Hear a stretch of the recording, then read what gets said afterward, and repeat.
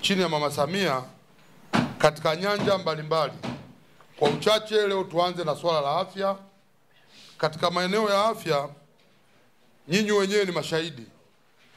Tumejengewa hospitali ya wilaya, tumejengewa vituo vya afya, lakini Mheshimiwa Rais ameleta vitenganishi na vifaa tiba. Kwa hiyo tunashukuru sana katika hili eneo kwa kazi kubwa ambayo mnafanya. Na katika hili eneo la afya, niipongeze kamati ya elimu, uchumi na afya ambao ilienda katika hospitali yetu ya zahanati ya Town Kliniki na wakaona kazi kubwa waliyofanya na wakathamini. Leo tutawakabidhi cheti kwa kazi kubwa ambayo wanaifanya. Lakini ndugu zangu, katika eneo hilo hilo tulitembelewa, kulikuwa na siku ya chanjo. Alikuja waziri mwenye dhamana ya afya Jenista Mhagama.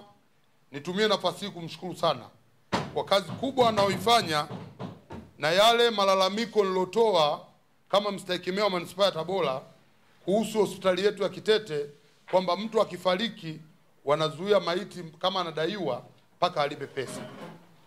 Nimethibitisha pasipokuwa na shaka baada ya Mheshimiwa waziri kulisema lile, watu wanapewa maiti zao. Kwa hiyo tunamshukuru sana Mheshimiwa waziri kwa kulisimamia hilo, kwamba ilikuwa ni shida, mtu anakwenda pale ana mgonjwa wake, kwa bahati mbaya anafariki, lakini anakuwa hana pesa za wanazodaiwa za matibabu, matokeo yake maiti inang'aniwa. Lakini nimepigiwa simu zaidi ya watu kadhaa kwamba wanapewa maiti zao. Kwa hiyo tumshukuru sana RMO, katibu wa hospitali ya Kitete pamoja na uongozi wote kwa kazi kubwa na nzuri wanaoifanya katika mkoa wetu wa Tabora. Na hata huduma zao ni nzuri. Na mimi niseme tu kwamba ule mrundikano wa Kitete ulikuwa watu wanarundikana pale wagonjwa kwa sababu ulikuwa hakuna njia nyingine. Tutoe wito kwa wananchi. Unapokuwa una maradhi, fata utaratibu. Nenda zahanati, ukitoka zahanati nenda kwenye kituo cha afya, ukitoka kwenye kituo cha afya nenda kwenye hospitali yetu ya wilaya. Watu wa wilaya wakikuona kama unatakiwa kwenda kwenye hospitali ya rufaa, wenyewe ndio watakupa rufaa. Na ndio dhamira kubwa na nia njema ya Mheshimiwa Rais kupunguza msongamano katika hospitali zetu kubwa za mikoa. Na katika hili nikupongeza sana DMO kwa usimamizi mzuri wa hospitali yetu ya wilaya. Watu wanatibiwa, kina mama wanafanywa operation pale za kujifungua na mambo yote yanakwenda vizuri.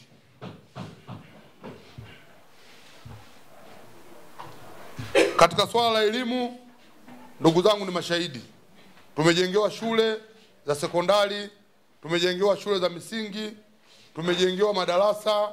Kwa hiyo kila eneo kuna mambo ambayo yanaendelea.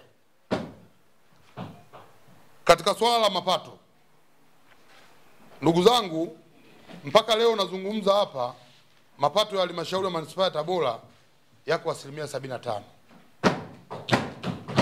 ambao ni kiwango cha chini, yalitakiwa yawe 91%. Lakini kuna sababu ambazo zinatufanya sisi leo tuwepo 75%. Kwa hiyo niombe kupitia baraza hili na mkurugenzi, najua ni mtu makini, pamoja na timu yako. Kuna baadhi ya wafanyabiashara ambao tuliwahamisha kupisha mradi wa soko ambao linajengwa la kisasa katika manispaa yetu ya Tabora. Kuna baadhi yao wanakaidi kulipa pesa za halmashauri. Na kama mnavyojua waheshimiwa wajumbe, toka mwaka jana mwezi wa 4 hatujakusanya hata shilingi katika soko letu hilo la hapo mjini. Kwa hiyo mkurugenzi, maelekezo yetu kama baraza, wale watu wote wanaostahili kulipa katika manispaa ya Tabora, wakiwemo hao wenye vibanda, walipe mara moja. Kama mtu asipolipa, achukuliwe hatua za kisheria. Kwa sababu hii manispaa bila kukusanya mapato hakuna lolote tutakalofanya humu ndani. Na sisi wale pale tunawapa huduma. Kwa hiyo ni lazima walipe. Na bahati nzuri tulikaa vikao na viongozi wao na tukakubaliana kwamba watalipa 50,000 badala ya 100,000 kwa sababu vile vibanda wao walivijenga. Baadaye wameenda wamekaa, wanasema walipe 20,000. Hilo swala haliwezekani. Kwa hiyo kila ambaye yupo kwenye kibanda alipe 50,000, la sivyo hatua zichukuliwe, kwa sababu kwenye mapato hatuwezi kubembelezana. Lakini jambo la pili ni wale wote ambao tunawadai, wakiwemo watu wa SGR, wakiwemo watu wa airport na maeneo mengine, walipe pesa kwa huu muda uliobaki. Naamini tutafika 100%. Kwa hiyo niwaombe mkurugenzi pamoja na timu yako muweke mguu chini, hii mwezi mmoja uliobaki huu 25% tuwe tumekamilisha. Lakini ndugu wajumbe pamoja na wananchi wa manispaa ya Tabora, nitumie nafasi hii kwa kuwashukuru watu wafuatao: Mheshimiwa Hussein Mohamed Bashe, Waziri wa Kilimo, ambaye ametuletea mwekezaji wa kiwanda cha mbolea kitagharimu thamani ya dola bilioni 2, zaidi ya trilioni 6, ambao kitajengwa katika mkoa wetu wa Tabora, tena Tabora manispaa. Na hapa tunapozungumza kuna timu ya wataalamu, wenye viti wa kamati, ofisi ya mkuu wa mkoa, tunakwenda Zambia kwa ajili ya kuongea na hao wawekezaji na hatimaye waje kuwekeza kiwanda cha mbolea. Sambamba na hilo, kuna wawekezaji wamekuja wa kiwanda cha viazi vitamu, ambao watakuwa na viprocess wanapeleka nje.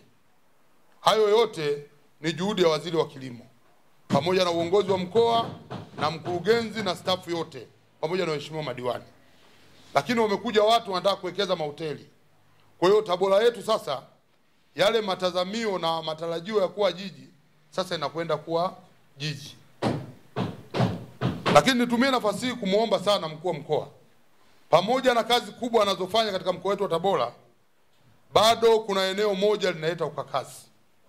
Eneo hilo ni eneo la kiwanda cha nyuzi. Wakati tunaleta wawekezaji wa viwanda, ni lazima kile kiwanda tulichokuwa nacho kianze kufanya kazi. Lakini wale waliochukua kiwanda cha nyuzi wameshindwa kufanya kazi. Matokeo yake kiwanda kinafugiwa mbuzi. Kwa hiyo niseme Mheshimiwa mkuu wa mkoa atusaidie kuwaondoa hawa wawekezaji, na hatimaye serikali ilete wawekezaji wenye nguvu wawekeze pale na vijana wetu wapate ajira.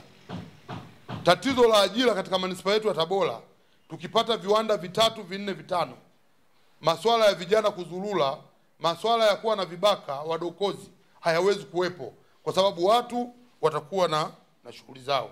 Kwa hiyo tunamuomba sana Mheshimiwa mkuu wa mkoa, ni mtu makini, alifuatilia hili jambo, na ninajua aliunda tume. Hiyo tume itoe majibu haraka kwamba wale watu watolewe, wawekwe watu wengine. Baada ya kusema hayo, nawashukuru sana na kikao nimekifungua.